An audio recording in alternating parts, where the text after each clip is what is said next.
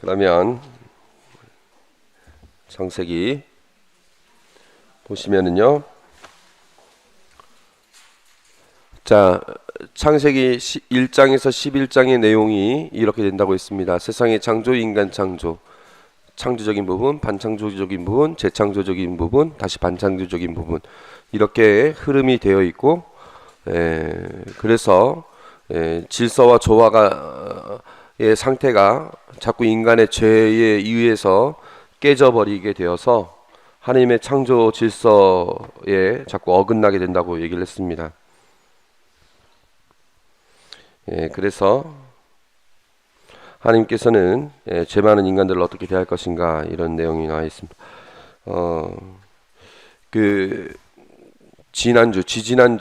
지지난주에 우리 신부님들끼리 모여가지고 교황님 문서 중에 지상의 평화라는 문서를 이제 자체 연구를 이렇게 했는데, 이제 거기에서 지상의 평화에서 평화는 어떻게 해야 세워진다라고 했을 때 평화가 실현될 수 있는 그 길이 뭐라고 교황님께서 설명하셨냐면은, 하나님께서 세상에 세우신 질서를 존중할 때에 평화는 회복된다, 그렇게 표현이 되어 있어요. 근데 이 말이 우리 창세기 공부한 사람들은 확 와닿을 것 같아요. 그 머릿말 내용이 그 내용이거든요. 하나님께서 세우신 질서를 우리가 존중할 때 평화는 회복된다. 저는 그 얘기를 듣고 와, 너무 참 많이 마음에 와닿았는데, 그러면서 뭐라고 나왔냐면은, 세상은 모든 자연은 정말 질서가 잡혀져 있다, 온갖 삼라만상이. 그럼에도 불구하고 왜 인간 사회는 왜 이렇게 무질서한가, 이렇게 나와 있어요. 그 다음 흐름이 딱 우리 창세기 배웠던 딱 그 내용이잖아요. 세상은 질서 있다. 근데 왜 인간 세상은 그러한가? 그리고 그러한 인간의 무질서를 바로잡기 위해서는 무력으로 가능한 것이 아니다, 여기 나와 있고, 그다음 뭐라고 나왔냐면, 이 인간의 질서를 회복하기 위해서는 인간 내면 안에 새겨진 자연법, 그러니까 인간 양심이라든가 이런 것을 통해서 드러난 인간 내면 안에 있는 질서를 우리가 다시 한번 깨닫고 그것에 이제 복종할 때 그 인간 질서를 바로 세울 수 있다, 이러면서 쭉 흐름이 나와 있는데, 우리 창세기의 내용하고 거의 마찬가지인 것 같습니다. 그렇게 해서 우리가 지금 본 것이 이 서론의 문제 제기에 따라서 아브라함을 봤습니다. 그래서 아브라함 한 사람에서부터 이제 이삭뿐만 아니라 이제 그 야곱, 요셉 이렇게 넘어가게 되고, 그 다음에 이제 전인류로 넘어간다고 얘기를 했습니다. 자, 하느님의 약속과 계획. 아까 우리가 봤을 때 한 사람, 한 민족, 전인류로 가는 이 과정에서 핵심적인 게 어떤 단어를, 어떤 표현을 집어넣어야 될까요? 하느님 한 사람과 어떻게 한다는 얘기입니까? 하느님께서 계약, 그걸 제가 조금 더 풀어서 뭐라고 얘기를 했죠? 좀 중요한 말, 이런 말을 좀 쓰면 딱 적당할 것 같은데, 한 사람과 하느님께서 어떤 관계를 맺는다? 인격적인 관계. 그 관계가 확장이 되어서 한 민족과 어떤 관계를 이룬다? 인격적인 관계. 그 다음 전 인류와 어떤 관계를 맺는다? 인격적인 관계. 그리고 여기서 말하는 인격적인 관계란 어떤 관계라고 했었습니까? 온갖 두 사람의 관계에 어떠한 장애물이 있다 하더라도 그것을 뛰어넘을 수 있는, 그러니까 흔히 말해서 어떤 죄와 허물에도 불구하고 둘 간의 그 상호 간의 어떤 그 신뢰 관계라든가 이런 것이 깨지지 않는 그런 것을 인격적인 관계라고 얘기를 했습니다. 여러분들 나중에 바오로 서간을 읽어보면은요, 지금 이 흐름을 여러분들이 잘 아시면은요, 바오로 서간을 읽을 때 정말 도움 많이 될 겁니다. 인격적인 관계라는 이 뜻을. 아무튼 그런 인격적인 관계를 우리가 두 글자로 얘기하면 지금 계약이라고 얘기를 했고, 그 계약에 있어서 주 내용이 하느님의 약속이었는데, 그 약속의 내용이 땅, 후손, 복이라고 했습니다. 그래서 아브라함에게 땅을 주고 후손을 주고 복을 내려주겠다. 그리고 아브라함이 복이 되게 하겠다고 했는데 이 복이라는 것이 바로 인격적인 관계를 맺는 것을 얘기한다고 말할 수 있습니다. 왜 근데 여기서 우리가 이제 짚고 넘어갈 수 있는 거예요. 왜 하필이면 땅 후손 복을 이렇게 하려고 하시는가? 하나님 전체적인 그 섭리 안에서 왜 하필이면 땅 후손 복을 주시려고 하는가? 이거는요, 하나님의 놀라운 지혜인 것 같습니다. 아브라함한테는 당장 급한 게 땅 후손 또 복인 것도 그렇기도 하지만 아브라함한테는 땅 후손 복이 당장 중요한 부분들 아닙니까? 예, 나그네이고 자식 하나도 없고 이방인들 틈에서 살아야 되니까 정말 힘들고 집안 자체가 정말 박복한 집안이고 이러니까 당연히 당장 아브라함한테 필요한 것이기도 했지만 하나님께서는 그 아브라함에게 그 필요한 것을 통해서 사실은 더 넓은 계획을 갖고 계신 거예요. 이게 뭐냐? 하느님의 다스림인데, 하느님의 다스림, 그러니까 이제 다시 말해서 하느님의 나라인데요. 여러분들 국가가 성립하기 위해서 필요한 요건, 요소 세 가지가 뭡니까? 사회 시간 때 배웠죠, 중고등학교 때. 예? 조금 고지식하게 땅이라고 얘기하지 마시고, 예? 영토, 그 다음에 국민, 그 다음 주권이죠. 예? 영토, 국민, 주권입니다. 근데 이 주권이 왕에게 있으면 왕국, 왕권 국가가 되는 것이고, 예. 그 다음에 이제 국민에게 예를 들어서 귀족들에게 있으면 귀족 정치가 되는 것이고, 그다음에 국민에게 있으면 민주주의, 민주 정치가 되는 것이고, 이런 거 아닙니까? 우리는 주권이 국민에게 있으니까 우리는 민주공화국이 되는 거죠. 국가의 그 세 가지 요소죠. 땅 없으면 국가가 성립될 수 없죠. 그래서 팔레스타인 같은 경우는 지금 팔레스타인이라는 나라가 있는데 그 나라 같은 경우는 이스라엘 영토 안에 뿔뿔이 흩어져서 있습니다. 그 가자 지구가 주로 좀 있고 베들레헴이나 이런 몇몇 도시에 조금 더 있고 이런 식으로 되어 있는데 거기도 제대로 그 영토가 보장이 되지 못해 가지고 팔레스타인 국가로 볼 것이냐 말 것이냐 이런 식으로 하면서도 아마 유엔에 지금 비회원국으로인가 이렇게 가입이 됐을 겁니다. 그러니까 약간 나라이면서 나라도 아닌 약간 그런 식으로 됐을 겁니다. 바티칸 같은 경우도 국가지만은 그 바티칸 영토가 있는 것이죠. 딱 그 베드로 광장 있는 쪽하고 그 뒤 바티칸 그 정도만. 그다음에 국민. 바티칸 같은 경우는 국민이 교황님하고 또 누굴까요? 거기 직원들 아닙니다. 직원들은 아니에요. 직원들은 그 나라 사람은 아니고 추기경님들. 추기경님들이 이제 거기 국민으로 이제 등록이 됐을 겁니다. 그 아주 일부죠. 아주 소수.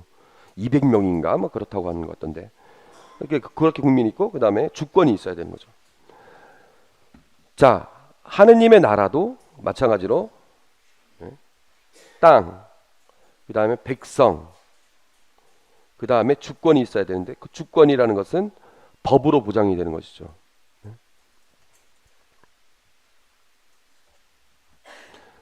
그래서 이게 한 사람에게 내려질 때는 단순히 땅, 후손, 복이지만 한 민족에게 주어질 때는 그 민족이 곧 백성이 되게 되고 그 민족이 사는 땅, 이스라엘 백성에게는 가나안 땅. 나중에 무슨 가나안 땅 우리가 약속한 땅이여 이렇게 하지 않습니까? 예, 약속한 땅, 그 땅인 거죠. 예? 이스라엘 백성에게 이집트를 탈출해서 가게 되는 그 땅, 그 땅을 언젠가는 주게 되는 것이죠. 그 다음에 법과 법정신. 이 법과 법정신은 주권이 누구에게 있느냐를 보여주는 겁니다. 주권이 누구에게 있습니까? 하느님께 있습니다. 왕국이니까 하느님께 있습니다. 그걸 잘 드러내는 게 뭐냐? 십계명이죠. 한 분이신 하느님을 흠숭하여라. 하느님의 이름을 함부로 부르지 마라. 그 다음에 주의를 거룩히 지내라. 우리 안식일을 거룩히 지내라. 이런 식으로 했을 때 하느님에 대한 사랑을 확실하게 알고 그 정신에 따라서 이웃을 사랑하라는 내용. 그 율법과 그 율법의 정신. 이것에 따라서 하느님의 왕국이 건설이 되는 것이고 신약에 이르러서는 전 인류에게 하나님 나라를 건설시키는데, 전 인류를 향한 하나님 나라가 건설이 될 때에는 이 땅이라고 했을 때는 뭡니까? 이 땅이라고 했을 때에는 천국을 얘기하는 것이죠. 예? 천국. 그 다음에 이 백성이라고 했을 때에는 그리스도를 믿는 모든 이들. 그리고 법과 법정신을 했을 때는 사랑의 계명을 얘기하는 것이죠. 이러면서 땅 후손 복이 이렇게 커져 나가게 됩니다. 신약에 이르러서는 이제 하나님 나라가 건설이 되는 가장 기초적인 모습입니다. 하느님의 섭리죠. 아브라함 한 사람에게 약속을 하면서 사실은 전 인류가 누려야 될 부분을 얘기하고 있는 겁니다. 아까 금방 우리가 시작 기도로 25장 7절을 보았는데, 아브라함에게 약속한 것들의 결과가 나왔습니다. 아브라함은 장수를 누린 노인으로 라는 말로 이미 복을 받았다라는 것을 암시하고요. 숨을 거두어 선조들 곁으로 갔다.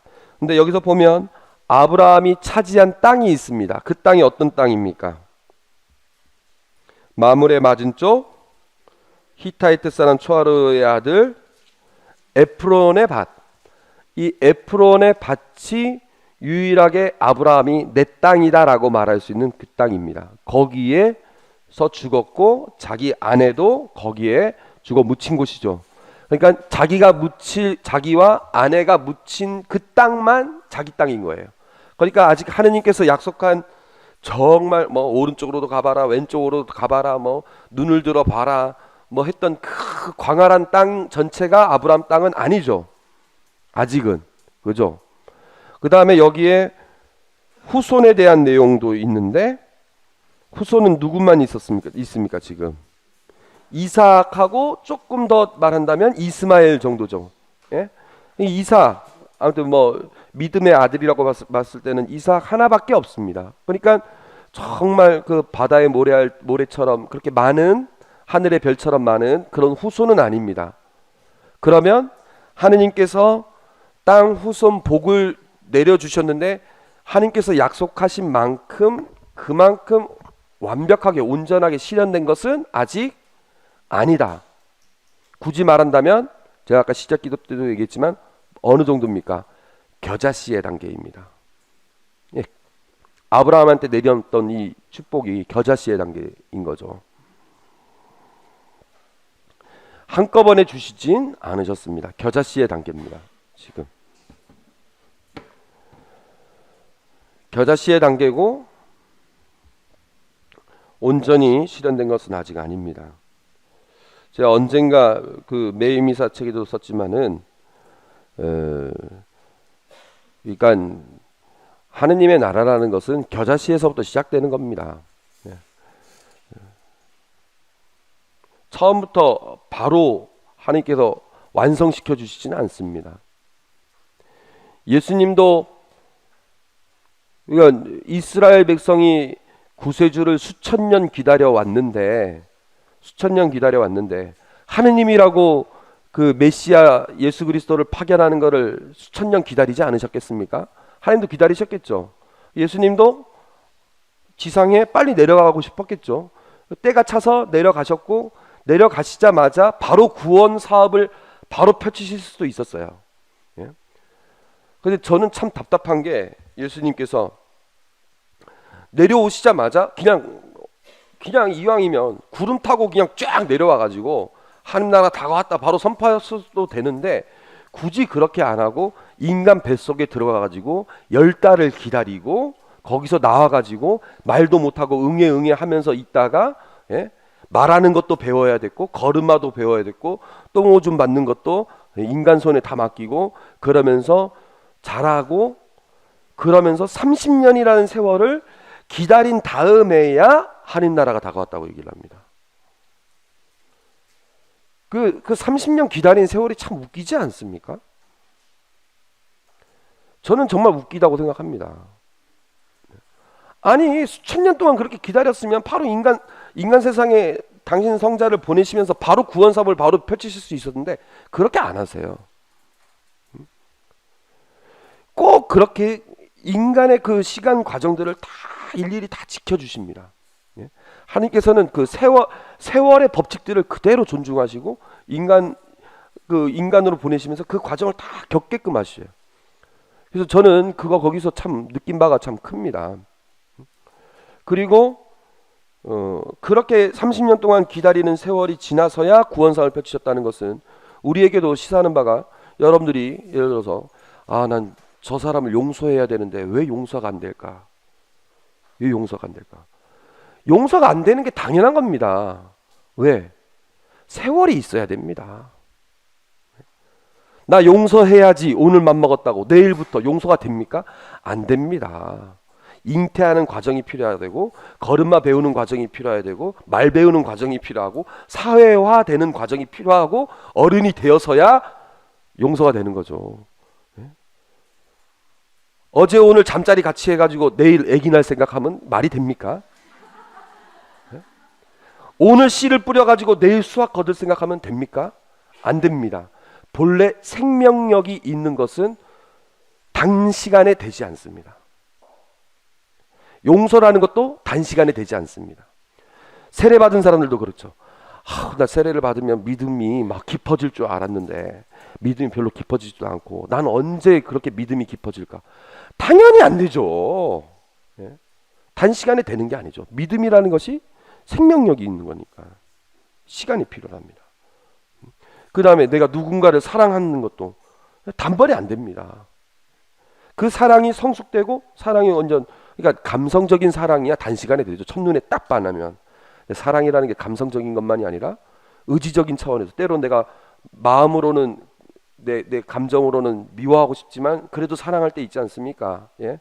10년 넘게 알아놓은 시어머니를 사랑하는 게 감정만으로 됩니까? 안 됩니다.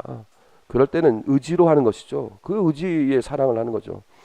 그런 의지적인 사랑까지 다 포함해서 이 사랑이 성숙하려면은 단시간에 되는 게 아닙니다. 무르익어야 됩니다. 우리가 사골국 끓이듯이 무르익어야 됩니다. 대신에 생명력이 없는 것들은 단시간에 됩니다. 자, 이거 만들어라. 이거 만드는 거 어떻습니까? 그냥 공장이 들어가가지고 공정을 딱 거쳐가지고 착착착착 하면은 착착착착 해가지고 다음 날이든 다다음 날이든 탁 떨어지지 않습니까? 물건이라는 게 원래 그래요. 이런 것도 그냥 몇 시간 만에 탁탁탁탁 하면 그 과정만 거치면 바로 나옵니다. 이런 건 생명력이 없으니까 단시간에 나옵니다. 그러나 우리가 말하는 생명력이 있는 것들, 열매, 사람의 몸, 이런 건 용서, 사랑, 그리고 하느님의 이 구원, 이런 것들은 단시간에 되지 않습니다. 그래서 아브라함에게 단시간에 약속하신 모든 것을 다 주시지 않고 겨자씨부터 주신 거예요. 겨자씨만 주신 겁니다. 겨자씨만 주셨습니다. 그리고 그 겨자씨의 결과가 지금 이 순간 여기 계신 여러분들 다 믿음의 자손들 아닙니까? 아브라함의 후예들. 여기만 있는 줄 아십니까? 전 세계 곳곳에 다 있지 않습니까? 이렇게 다 퍼져 나갔습니다. 네? 초대교회부터 지금까지 예수 그리스도를 믿고 따르고 예수 그리스도를 위해서 희생하고 자신의 믿음을 증거하기 위해서 목숨까지 바쳤던 수많은 믿음의 사람들이 도대체 몇 명이었을까요? 셀 수 있겠어요? 하늘의 별만큼 많은 겁니다. 그리고 지금 부르키나파소, 여러분 이름 들어보셨습니까? 부르키나파소? 우리는 교구 사람들은 그래도 알아요. 왜냐하면 도와줬기 때문에. 세계 3대 빈국인 부르키나파소, 듣도 보지도 못한 그러한 나라 오지에서도 주님을 믿고 따르는 미사가 거행되고 있고, 뉴욕 한복판에서도 미사가 거행되고 있고, 산 정상에서도 미사가 거행되고 있고, 깊은 골짜기에서도 미사가 거행되고 있고, 사막 한복판에서도 미사가 거행되고 있고, 전 세계 오른쪽으로 가든 왼쪽으로 가든 너가 눈을 들어 보는 곳곳마다 그렇게 주님을 믿고 따르는 그 거룩함의 장소들이 지금 펼쳐져 있다는 것도 아브라함에게 주어진 약속이 이루어지고 있는 거 아닙니까? 그래서 하나님께서는 아브라함에게 약속하면서 사실은 전 구원의 역사를 바라보고 계셨다. 그 말씀을 드리고 싶습니다. 그러니까 여러분들도 우리 안에 자라야 될 이런 여러 가지 생명의 것들, 생명적인 것들은 단시간에 이루려고 하지 마십시오. 항상 세월이 주는 선물을 기다리십시오. 세월이 주는 선물을. 자, 이제 야곱을 보겠는데요. 야곱은 발꿈치를 붙잡는 자라는 뜻입니다. 왜 이런 말이 나왔는지 여러분들 아시죠? 성경 읽어보셨죠? 그 이삭 부인이 누굽니까? 레베카. 리브가라고도 하고 레베카라고도 하는데 지금 새 성경에는 레베카라고 나와 있죠. 이 레베카가 임신을 했는데, 레베카도 어떤 여자였습니까? 아이 못 낳는 여자였죠. 그러니까 믿음의 조상들 보면요, 아이 못 낳는 여자가 많습니다. 믿음의 그 조상 중에 이제 레베카가 아이를 못 낳는 여자였는데, 그래도 이삭은 이거는 기도해야 되는 건 줄 알아가지고 아브라함과 달리 먼저 기도를 했고, 그래서 이제 임신하게 됐는데,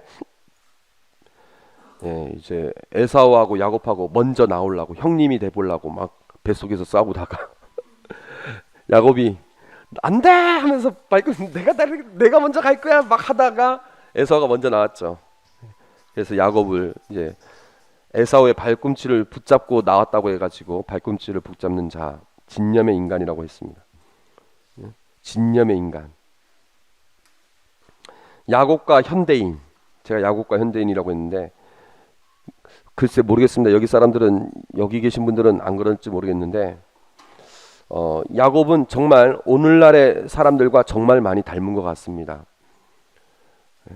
진념의 인간.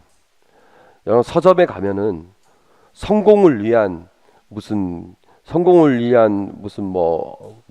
전략 이런 책들 얼마나 많이 있습니까? 수많은 사람들이 성공을 위해서, 아니면은 자신의 명성을 위해서 어떻게든 막 이렇게 움켜쥐는 그런 오늘날의 사람들이 얼마나 많아요. 제가 요즘에 서울에 이제 모금을 간간히 갔는데, 저는 서울에 갈 때마다 참 그런 생각이 들었습니다.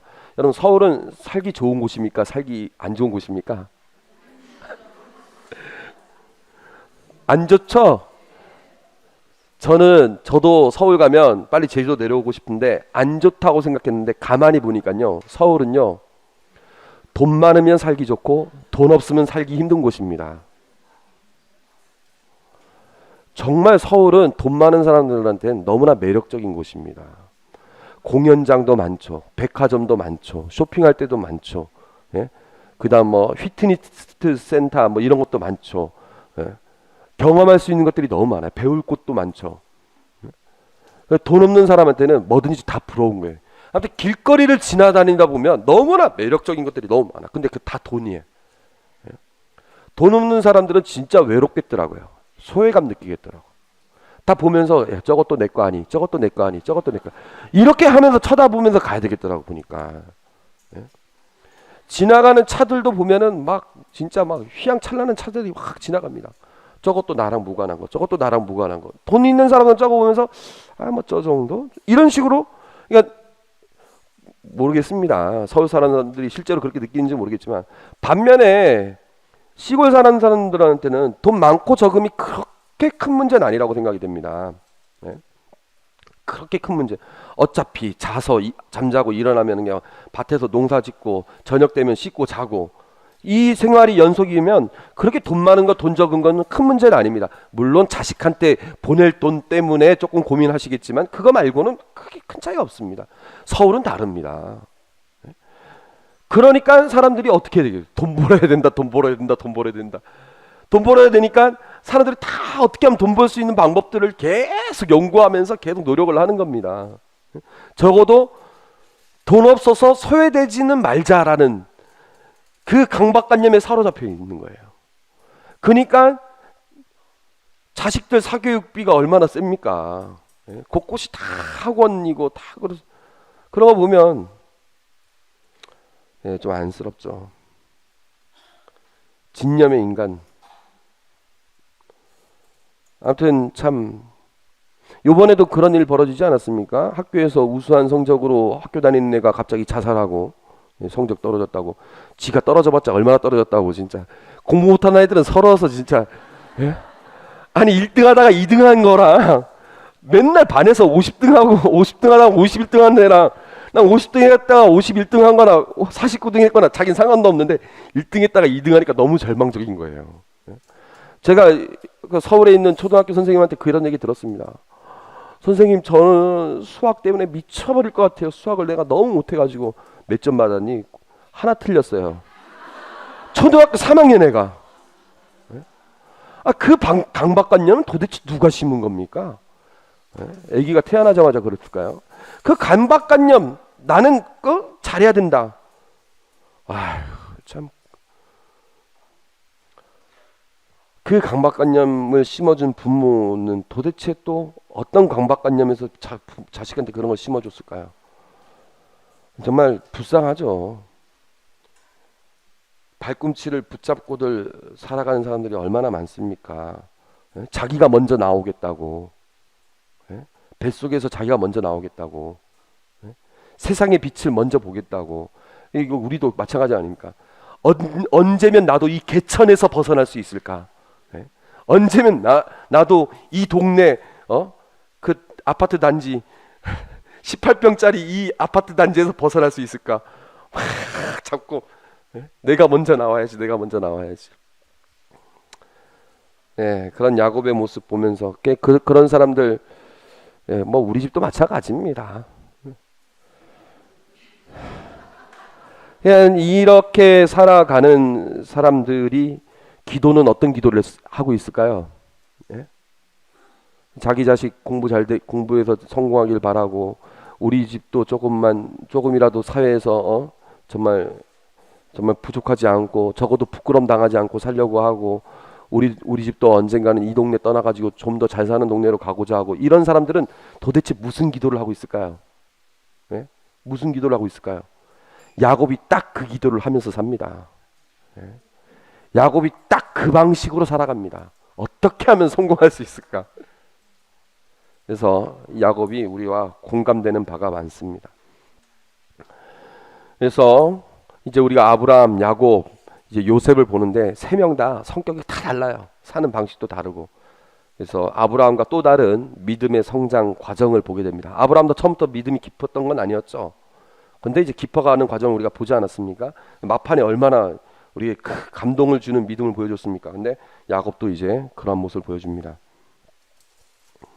구성을 보시면 25장에서 28장은 에사우와 야곱의 경쟁, 29장에서 31절은 에사우와 야곱의 경쟁에서 야곱이 우선권을 땄지만 그 대가로 20년 동안 고향을 떠나야만 했고, 32장에서 33장은 이제 에사우와 야곱이 만나가지고 화해를 하고, 야곱이 그 조상들의 땅에서, 조상들의 땅이죠. 그 땅에, 조상의 땅, 아브라함의 땅에서 정착해 나가는 과정을 보여줍니다.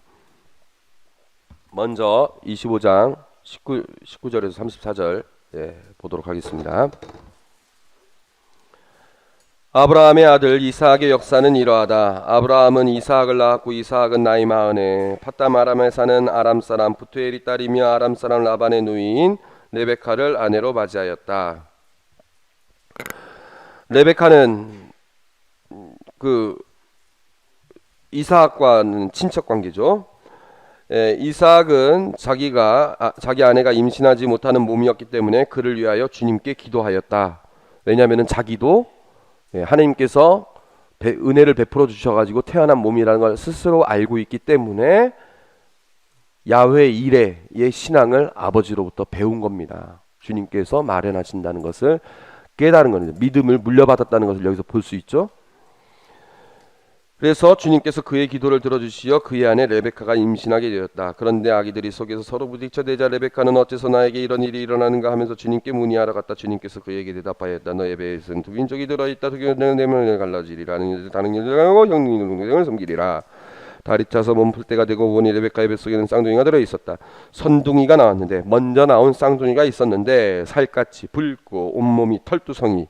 느낌이 어떻습니까? 살갗이 붉고 온몸이 털투성이면은 요 놈은 여성적인 놈일까요? 남성적인 놈일까요? 지극히 남성적인 야성적이라고 말할 수 있죠. 예. 살갗이 붉고 온몸이 털투성이라 그의 이름을 에사우라고 하였다. 에사우라는 말 뜻이 이제 붉다는 말하고 그 연결이 되어 있다고 합니다. 조금 이따 보겠습니다. 이어 동생이 나오는데 그의 손이 에사우의 발 뒤꿈치를 붙잡고 있어 그의 이름을 야곱이라 하였다. 야곱이란 말은 여기 뒤에서 보면은 발 뒤꿈치, 발 뒤꿈치라는 뜻, 야캡이라는 말에서 나왔고 또 남의 자리를 빼앗다, 기만하다, 속이는 자라는 뜻도 됩니다. 이들이 태어났을 때 이삭의 나이는 60살이었다. 그러니까 이삭도 늙음하게 났어요. 이 아이들이 자라서 에사우는 솜씨 좋은 사냥꾼 곧 들사람이 되고 야곱은 온순한 사람으로 천막에서 살았다. 자, 생긴 것 그대로입니다. 에사우는 솜씨 좋은 사냥꾼 곧 들사람. 그러니까 야성적인 사람답게 늘 항상 밖에 나가가지고 뭐 고기 잡고, 그러니까 이제 짐승을 잡고 뭐 이런 일들을 많이 했고, 야곱은 온순한 사람으로 천막에서 살았다. 그러니까 남자긴 남자지만 늘 천막에서 살았던, 천막에서 뭐 하고 있었을까요? 뜨개질 하고 있었겠죠. 이삭은 사냥한 고기를 좋아해서 에사우를 사랑하였고 레베카는 야곱을 사랑하였다. 아버지는 큰아들 편, 어머니는 작은아들 편. 이른바 무슨 집안? 콩가루 집안. 그래서 정리하자면 에사우, 붉다, 에돔, 붉은 땅. 에돔이란 지역이 붉은 땅인데 붉다라는 말, 그 다음에 살결, 산악지대, 세인이 산악지대라는 뜻인데, 그래서 붉다와 살결이라는 말이 합쳐진 말에서 유래된 것이 아니냐 이렇게 생각하고, 이 말에서 보듯이 거칠고 본능에 충실하고 급한 성격, 사냥꾼, 들사람, 이런 모습을 갖고 있습니다. 똑같은 배에서 나왔지만 에사우하고 야곱은 달라도 너무 달라요. 발꿈치를 붙잡는 자에서 유래, 온순하고 천막에서 살지만 치밀하고 야망이 있는 사람이라는 걸 볼 수 있습니다. 야곱이란 말, 남을 기만하는, 속이는 사람, 발꿈치를 붙잡는 사람, 그러니까 온순하고 천막에서 살지만 치밀하고 야망이 있는 사람인 걸 알 수 있습니다. 그 내용을 볼 수 있는데, 우선 이삭은 에사우를 편애하고 있습니다. 이삭은 사냥한 고기를 좋아해서 에사우를 사랑하였고 레베카는 야곱을 사랑하였다. 이 배경을 보면은요, 이삭이 에사우를 사랑하는 가장 큰 이유는 큰아들이기 때문입니다. 큰아들에 대한 애정이라는 게 기본적으로 있죠.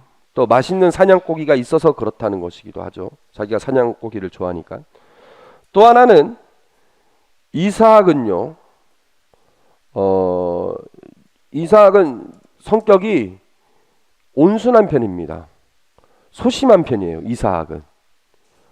아마도 이삭은 성격이 소심할 수밖에 없었을 거예요. 자기 어렸을 때 경험이 그 뭐 아버지가 가가지고 칼까지 들었으니까 성격이 그렇게, 자기가 만약에 그렇게 온순하거나 소심하지 않았으면 아버지가 칼을 들었을 때 지금 아마 뭐 입수가 그냥, 아니 아버지라도 그냥 바로 그냥 대들었을 건데, 이삭은 그러지도 못하는 성격이에요. 그 제가 26장 6절에서 22절 여기 내용도 봤지만은 여기서도 보면은 아버지랑 똑같게 소심한 모습을 보여줍니다. 근데 에사우는 그러지 않거든요. 와일드하거든요. 직설적으로 표현하고 급하고 막 그런 모습을 보니까 이제 이삭은, 왜 그런 거 있지 않습니까? 나는 소심한데 우리 아들은 대범하면 거기에 쏙 매력에 빠지지 않습니까? 자기 컴플렉스를 커버해 준, 대신해 주는 것, 대리 만족식으로 되지 않습니까? 그러니까 그래서 더 좋아했을 수도 있죠. 근데 보면은요,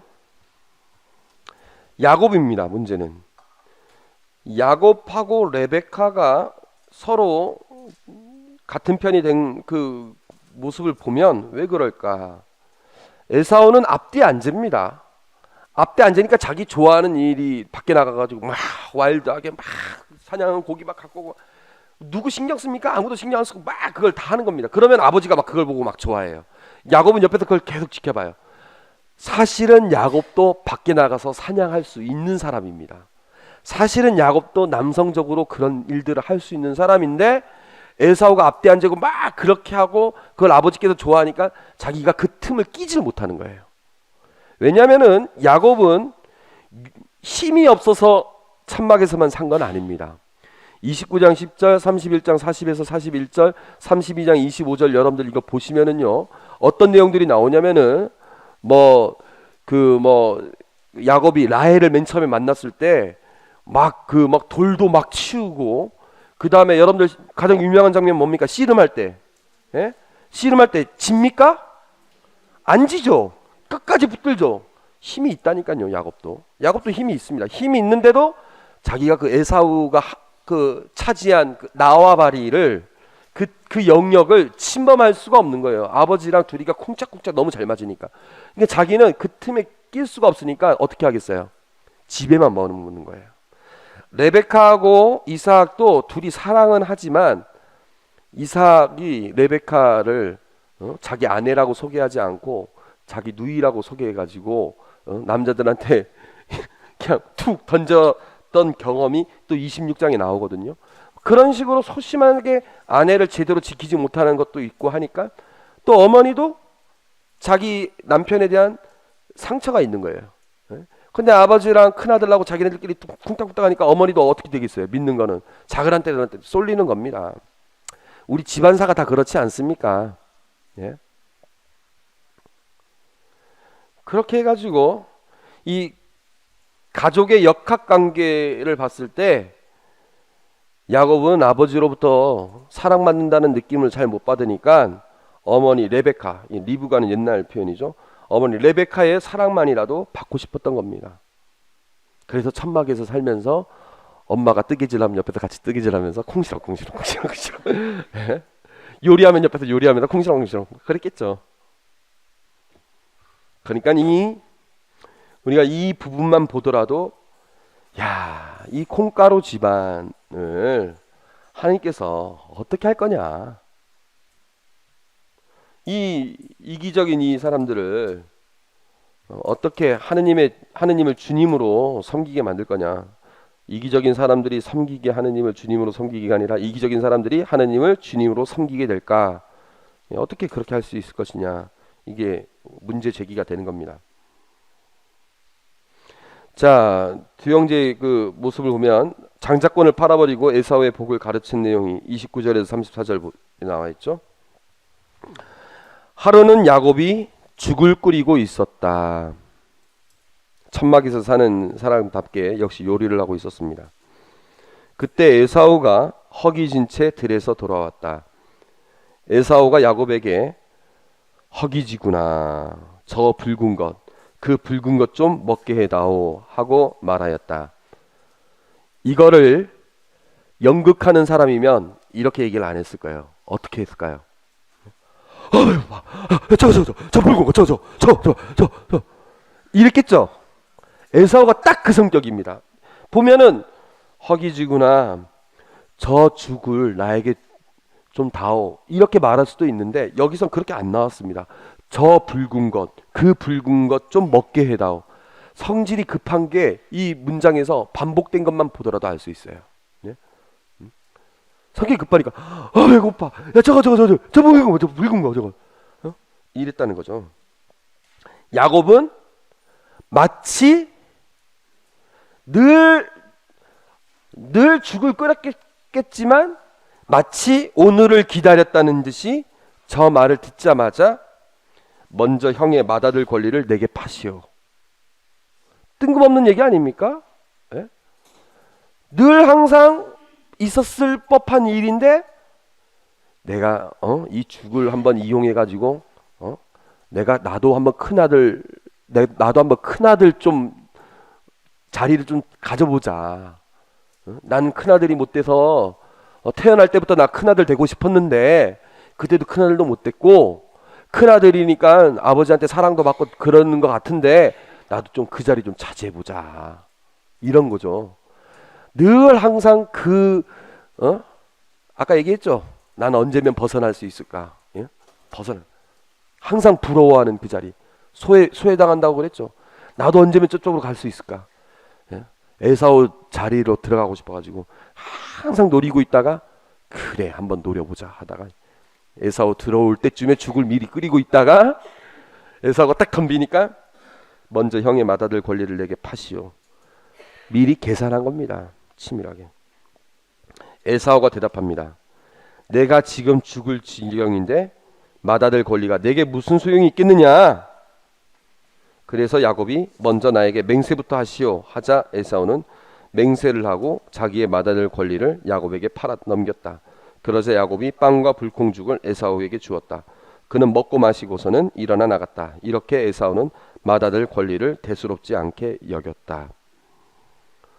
참, 에사우의 성격이 잘 드러나죠.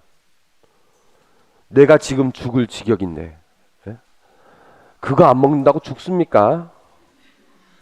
예? 그거 안 먹는다고 죽습니까? 죽습니까? 안 죽어요. 안 죽습니다. 결국에는 죽 한 그릇에, 물론 빵까지 포함해가지고 죽 한 그릇에 장자권을, 예?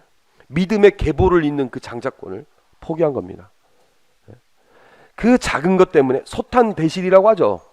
작은 것을 노리면 작은 것을 탐하다가 큰 걸 잃어버립니다. 이 얼마나 에사우가 본능에 충실하고 성격이 급한지를 보여주는. 예? 근데 이게 우리도 진짜 마찬가지 아닙니까? 내가 지금 죽을 지경인데, 어떤 분들 고해성사 딱 들어오면요, 고백한 지 한 달 됐습니다. 신부님 죽겠습니다. 신부님 죽겠습니다. 남편이 바람 폈습니다. 이해됩니다. 당연히 죽겠죠. 아들이 집 나갔습니다. 이해됩니다. 죽겠죠. 뭐 했습니다. 죽겠습니다. 그냥 우리가 무슨 일을 겪었을 때 죽겠습니다. 정말 죽습니까? 정말 죽을까요? 정말 죽을까요? 예? 예? 교통사고 당했습니까? 예? 내 피에 30%가 빠져나갔습니까? 정말 죽을까요? 사람 죽으라는 법 없습니다. 저는 그런 일이 있을 때 그렇게 얘기합니다.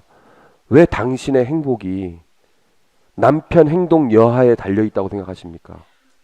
네? 그 정도 인간의 행동 여하에 당신 행복의 전부가 달려있다. 남편이 이렇게 행동하면 당신은 행복하고, 남편이 저렇게 행동하면 당신은 불행하고. 왜 그렇다고 생각하십니까? 남편 행동 여하에 상관없이 행복할 수는 없습니까? 당신 행복은 왜 자식 행동 여하에 달려있다고 생각하십니까? 그거하고 상관없이 행복할 수는 없는 겁니까? 그렇게 당신 스스로 행복한 삶을 살고 그 다음에 남편의 행동을 고쳐나가십시오. 나는 당장 죽는다. 남편 때문에 당장 죽는다. 에사와 마찬가지입니다. 왜 당신 죽는다고 생각하십니까? 죽 한 그릇 안 먹는다고 나 죽지 않아. 왜 그렇게 생각 못합니까? 그렇게 생각 못하는 거예요, 이 사람은. 그러니까 더 큰 걸 놓치는 거죠. 더 큰 걸 놓칩니다. 문제는 그래서 더 큰 걸 놓칩니다. 우리 화가 나서 죽겠다, 외로워서 죽겠다, 답답해서 죽겠다, 바빠서 죽겠다, 열받아서 죽겠다, 뭐해서 죽겠다, 정신없어 죽겠다. 근데 과연 정말 죽을 정도냐? 자신의 상황에 대해서 극단적인 평가를 하는 것은 많은 것을 잃어버리게 하는 것 같습니다. 그래서 제가 항상 얘기하는 게, 화가 났을 때에는 그 자리에서 얘기하지 마라. 1시간이든 2시간이든 시간이 지나서 얘기를 해라. 왜냐하면 그때 당시에는 너무 크게 보이는 거예요. 그 상황이. 좀 거리를 두고 그 다음에 얘기를 해라. 본당 신부로서 저는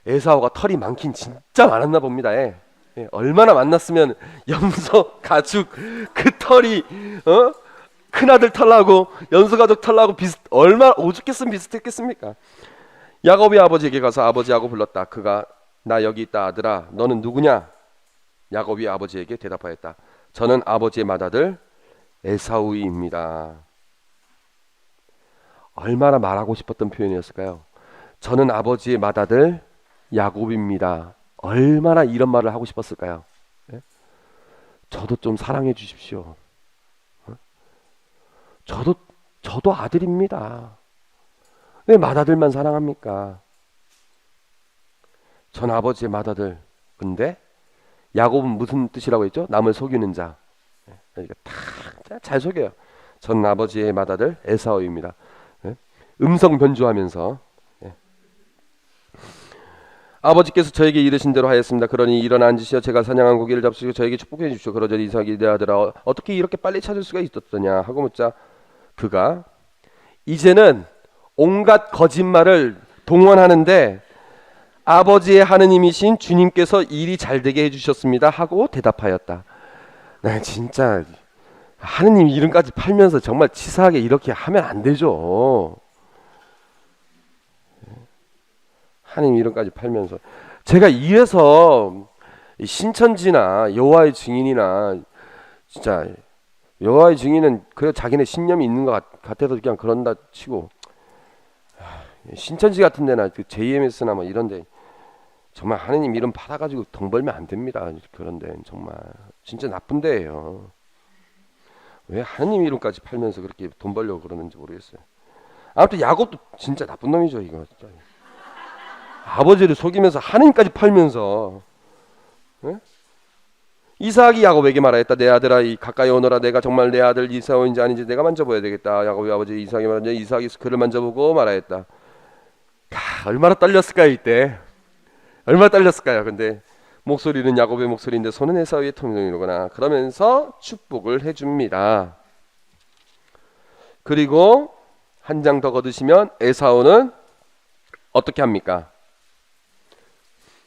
축복을 받지 못합니다. 아무튼 지난번에도 아브라함 어떻게 했습니까? 이집트 왕을 속여가지고 잘 챙겨 먹었죠. 예? 이렇게 이삭도 형도 죽 팔아 먹어가지고 죽 팔아가지고 장자권도 따먹어. 예? 아버지 속여가지고 축복도 가로채. 아무튼 성공했죠.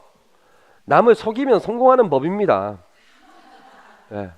오늘날 세상이 그러지 않습니까? 근데 제가 얘기를 했죠.